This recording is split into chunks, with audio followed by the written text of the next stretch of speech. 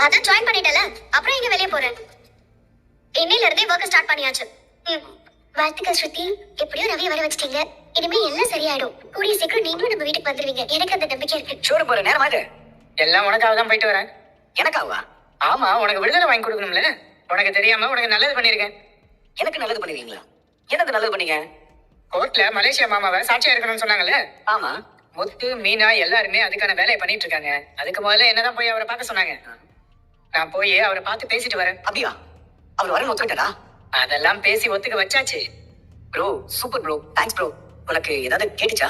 என்ன கேட்டுச்சா? இல்ல இப்ப நாங்க பேசினது. நீங்க என்ன பேசுனீங்க? இப்ப சந்தோஷ் ப்ரோ என்கிட்ட பேசினது உனக்கு ஏதாவது கேட்டுச்சான்னு? என்ன சொன்னாரு?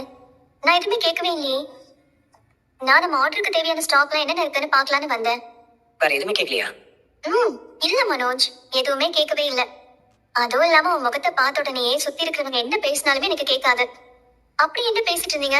Anything important? அதை உங்ககிட்ட சொல்ல வேண்டிய அவசியம் இல்ல. ஜீவா இப்ப கஷ்டப்பட பாரு. Okay boss. உன் கதை முடியும். அவ்வளவு ஈஸியா நான் உன்னை விட்டுருவேனா மனோஜ்? நாளைக்கு இதுக்கு ஒரு செக் வைக்கிறேன் பாரு. இப்ப எதுக்கு வந்த நீ? என்ன வேணும் உனக்கு? என்ன சொல்றாரு அவரு? பார்த்து பேசணும்பா. கோர்ட்ல வந்து உண்மையை சொல்ல சொன்னோம். அவரு சரின்னு இருக்காரு. டேய் இது பழைய நியூஸ்ரா. நீ போய் பேசுறத என் ஃப்ரெண்டு சந்தோஷ் எப்பயும் வந்து ஷோரூம்ல சொல்லிட்டாரா? ஆமா, அதனால அங்கதான் வந்திருந்தாரு, பார்த்தேன். அந்த கறி கடைக்காரன் ஓகே சொன்னதே என்கிட்ட வந்து சொல்லிட்டாரு. அதை சொல்லும் போது ரோகிணி கூட கடையில் தான் இருந்தா. அவளா? அவகிட்ட நீ பேசுனியா? வேலை விஷயமா மட்டும்தாம்மா, மத்தபடி எதுவும் பேசிக்கல. ஏண்டா பார்லர் அங்க இருந்துச்சுன்னு சொல்ற, நாங்க மணியை போய் பார்த்து பேசினதெல்லாம் அது தெரியுமா? அதெல்லாம் அவளுக்கு தெரியாது. நீ பேசும்போது அவ பக்கத்தால இருந்தாங்கிற, அது எப்படி அவளுக்கு தெரியாம இருக்கும்? அதை நான் கன்ஃபார்ம் பண்ணிட்டேன்ப்பா. எப்படி? அவகிட்டே போய் கேட்டேன், சந்தோஷ் என்கிட்ட வந்து சொன்னதை நீ கேட்டியான்னு. அவ இல்லைன்னு சொல்லிட்டான்.